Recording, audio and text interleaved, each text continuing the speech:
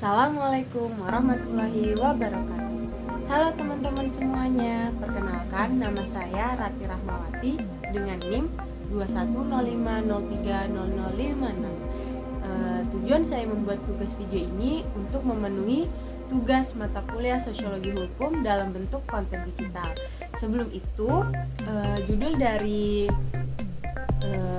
dari konten digital ini tentang bullying. Ya, teman-teman pada tahu nggak tuh apa itu bullying? Nah, bullying itu sendiri dalam Kamus Bahasa Indonesia dikenal sebagai penindas atau perisak. Merupakan segala bentuk penindasan atau kekerasan yang dilakukan dengan sengaja oleh satu orang atau sekelompok orang yang lebih kuat atau berkuasa terhadap orang lain, dengan tujuan untuk menyakiti dan dilakukan secara terus-menerus.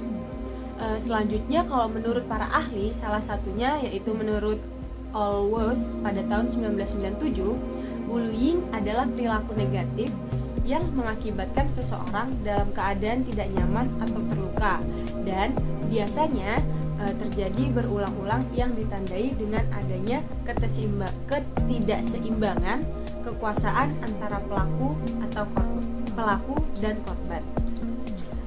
Selanjutnya itu ada unsur-unsur bullying. Yang pertama itu ada ketidakseimbangan kekuatan. Contohnya nih kayak misalnya pelaku lebih kuat tenaganya atau lebih besar badannya, sedangkan korban yang lemah kecil itu tidak bisa melawan. Nah, itu yang disebut dengan ketidakseimbangan kekuatan.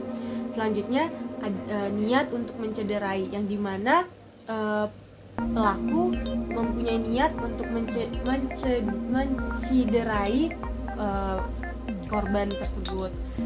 Yang ketiga ada ancaman agresi lebih lanjut, yang dimana misalnya korban mengancam yang dimana pelaku mengancam ke korban dalam bentuk kata-kata yang dicamkan seperti itu. Selanjutnya ada teror. Baik, selanjutnya ada jenis dan bentuk bullying. Yang pertama itu bullying secara verbal. Nah, secara verbal itu gimana sih? Secara verbal itu kayak misalnya korban itu mencaci pelaku, memfitnah pelaku, kayak ya dia mengungkapkannya dengan kata-kata yang menyakitkan bagi pelaku. Selanjutnya ada bullying secara fisik. Nah, kalau secara fisik pasti teman-teman pada tahu kan, kayak misalnya dengan kekerasan, dengan penindasan, kayak contohnya korban menendang kepala pelaku segala macam gitu. Selanjutnya ada bullying secara relasional.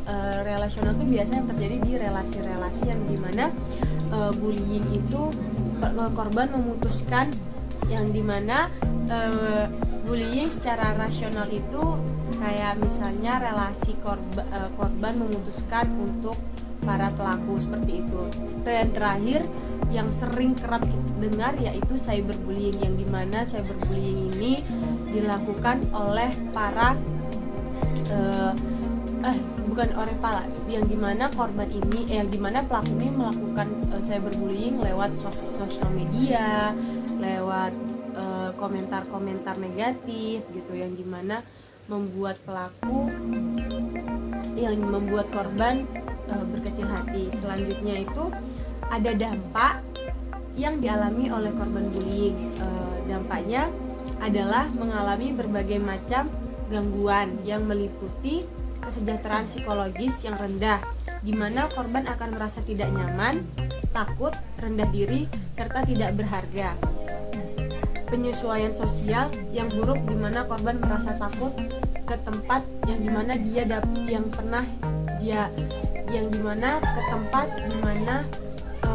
korban tersebut dibully seperti itu. Contohnya misalnya dia dibully di sekolah, jadi dia merasa takut untuk ke sekolah seperti itu. Selanjutnya, bullying ini tuh sebenarnya ada tindak pidananya atau enggak sih gitu. Nah, ternyata bullying ini tuh ada tindak pidananya, yang dimana terkait dengan bullying diatur dalam pasal 76C UU nomor 35 tahun 2014 yang berbunyi, setiap orang dilarang menempatkan, membiarkan, melakukan, menyuruh melakukan atau surut serta melakukan kekerasan terhadap anak. Ancaman hukuman bagi yang melanggar pasal ini adalah pidana 6 bulan kurun penjara.